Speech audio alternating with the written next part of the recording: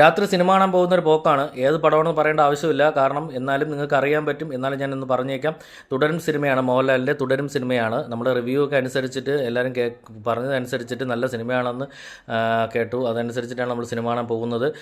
Night third ഷോയാണ് ഞങ്ങൾ book ചെയ്തത്. 11:59 book my ഷോയിൽ ടൈം ഇട്ടിരുന്നത്. പക്ഷേ സിനിമ ലേറ്റായിട്ടാണ് തുടങ്ങിയത്. കാരണം അവിടെ ഫംഗ്ഷൻ എന്തോ ഉണ്ടായിരുന്നു തിയേറ്ററിൽ വെച്ചിട്ട്.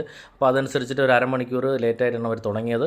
അപ്പോൾ ഒരു 3/4 മണിക്കൂറോളം നമ്മൾ വെയിറ്റ് ചെയ്തു. 3/4 മണിക്കൂറല്ല, 1 മണിക്കൂറല്ല, 2 മണിക്കൂർ വെയിറ്റ് ചെയ്താലും ഒരു നഷ്ടവുമില്ല ഈ സിനിമ കാണുന്നതിൽ. കാരണം അത്രയ്ക്ക് ഗംഭീര ചിത്രം തന്നെയാണ്, അടിപൊളി ഒരു ചിത്രം തന്നെ. നമ്മുടെ ഒരു പഴയ ഒരു മോഹൻലാൽ ചിത്രം കാണുന്ന ഒരു ഫീൽ നമുക്കുണ്ടാവും.